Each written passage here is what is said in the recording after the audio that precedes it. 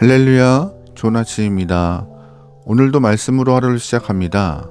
슬기로운 아침 시간 시편 119편 17절에서 24절 말씀입니다. 우리는 시편 119편을 계속 보고 있습니다. 시편 119편의 첫 번째 연애 주제는 복이 있는 사람은 누구인가였습니다.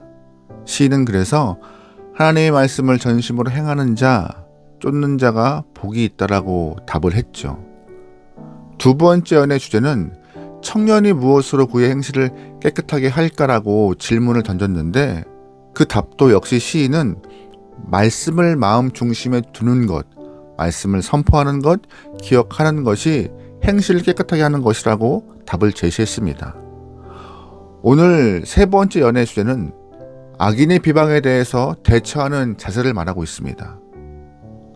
본문의 시인은요, 그 악인의 비방에 대해서 어떻게 대처해야 되는지, 말로 인한 상처가 많은 세상에서 어떻게 살아야 되는지를 노래하고 있습니다.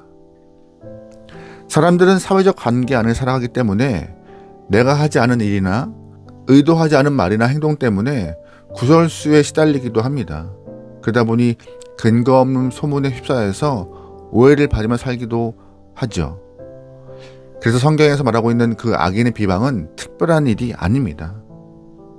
이 부분에서 우리가 사실 솔직히 말하면은요, 우리는 근거 없는 소문의 피해자이기도 하지만 동시에 가해자이기도 한다는 사실을 기억하며 말씀을 보면 좋을 것 같아요. 우리도 이런 소문을 만들어내거나 이야기를 증폭시키는 일에 동참했던 적이 있을 것입니다. 근거 없는 말들의 확신을 가지고 상대방에게 말을 전했던 적도 적지 않았을 것이고요. 그래서 우리도 비방하는 사람이 되기도 하고 근거 없는 소문에 의해서 피해자가 되기도 하는 인생을 살고 있음을 꼭 기억하며 말씀을 통하여서 나는 어떠한 삶을 살아가고 있는가, 어떻게 살아야 하는가 잘 한번 반성하며 말씀을 보면 좋을 것 같아요. 일단 말씀 보시죠. 19절입니다. 나는 땅에서 나그네가 되었사오니 주의 계명들을 내게 숨기지 마소서. 아멘. 시인은 자신의 정체성을 나그네라고 말하고 있는데 그 이유는 설명하고 있지 않아요. 세 번째 연애 주제가 악인의 비방에 대처하는 자세이기 때문에 시인이 자신을 나그네라고 말하고 있는 그 이유를 짐작해 본다면은 시인이 살고 있는 공동체 안에서 근거 없는 소문 때문에 힘들어하고 괴로워했던 것 같습니다. 자신이 하지 않은 말과 행동 때문에 공동체 안에서 더 이상 살 수 없었던 것 같아요. 그래서 공동체를 떠나면 이런저런 소문이 사라지겠지 하는 마음으로 그런 자신의 터전을 떠난 것 같습니다. 그런데 문제는 나그네가 되어도 소문이 계속 이어지고 있는 것입니다. 저 사람은 어떤 사연이 있길래 정착하지 못할까? 아마 흉악한 범죄 때문에 도망자가 됐을 거야. 아니면 다른 사람의 돈을 떼먹거나 피해를 입혀서 도망자의 신세일 거야 라는 등등등 그런 헛소문 때문에 나그네가 되어서도 고통받고 있었을 것입니다. 그래서 시인은 더 큰 절망을 느끼는 중이었죠. 23절 말씀입니다. 고관들도 앉아서 나를 비방하였사오나 주의 종은 주의 율례들을 작은 소리로 읊조렸나이다. 아멘. 23절에서 고관들이란 말은 결정권을 가지고 있는 사람, 재판하는 사람들을 말하고 있는 것인데요. 나그네의 삶을 선택할 정도로 소문과 비방 때문에 고통받고 있는 사람을 결정권자가 사람들의 소문 때문에 판단하고 재판하여서 더 나그네를 어렵게 하고 있다는 말입니다. 이쯤 되면은 삶의 의지가 완전히 꺾일 정도로 심각한 데미지를 입었을 정도로 아주 힘든 상황인데요. 내가 의도하지 않았음에도 소문 때문에 불이한 판단을 받아야 한다면 참 살기 쉽지 않을 것입니다. 그런데 감사한 것은 본문의 시인은 그 고통에서 빠져나갈 방법을 찾아냈던 것입니다. 후반부에 주의 종은 주의 율례들을 작은 소리로 읊조렸나이다 라고 말하고 있어요. 여기서 작은 소리라고 하는 말이 중요합니다. 여러분, 오해가 쌓이고 상황의 코너에 몰리면요, 사람들은 살기 위하여서 큰 소리를 내기도 합니다.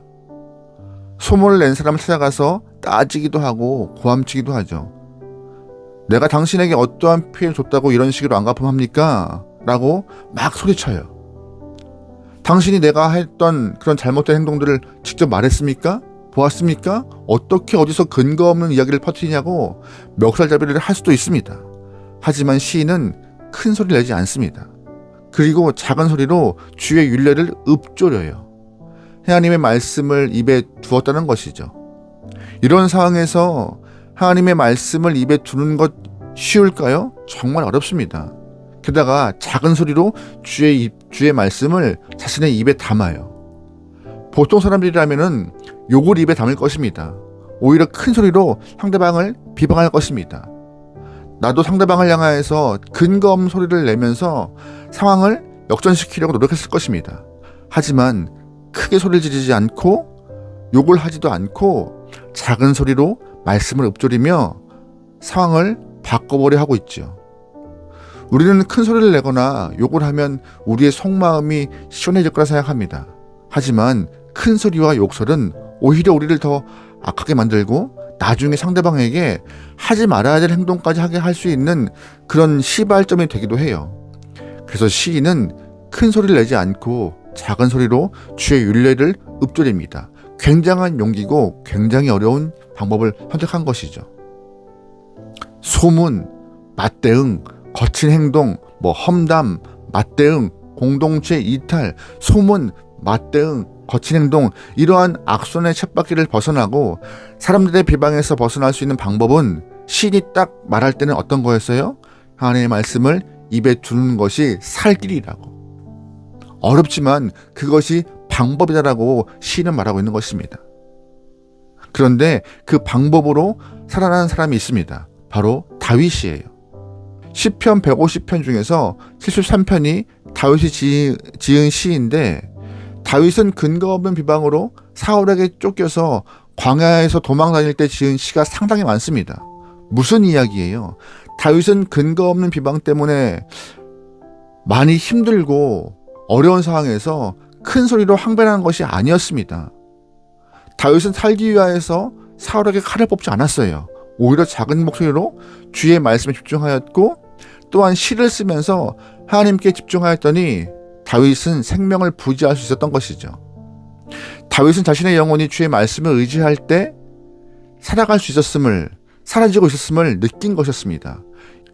이 다윗의 모습을 좀 떠올려 볼 때 본문에서 말하고 있는 시인의 방법이요, 작은 소리로 주의 말씀을 읊조리는 그 방법이 정말 근거 없는 방법이 아니라 핵심을 찌르는 요소이고 우리를 살릴 수 있는 귀한 방법임을 알 수 있는 것입니다. 그러기에 혹시 오늘 우리도 악인의 비방 가운데 있다면은 상황에서 벗어날 수 있는 유일한 길이 말씀을 읊조리는 것임을 기억하시 소망합니다. 말씀을 입에 담으세요. 욕설을 담지 말고 말씀을 담아서 하나님의 생각으로 삶을 정화시키고 하나님의 마음으로 살아갈 수 있는 의지를 품어보세요. 큰 소리를 갖고 욕하고 주먹 다짐을 해서 대항하는 것이 아닙니다. 작은 소리로 주의 율례를 읊조리며 하나님의 말씀을 입에 담고 마음에 둘 때 우리에게 살 길이 오는 것이고 그것이 지혜로운 백성의 모습이다라고 시인은 말하고 있습니다. 여러분, 그러기에 말씀으로 여러분의 삶이 사라지길 소망합니다. 말씀으로 여러분의 길이 열리길 소망합니다. 말씀으로 여러분의 삶이 해방되길 소망합니다.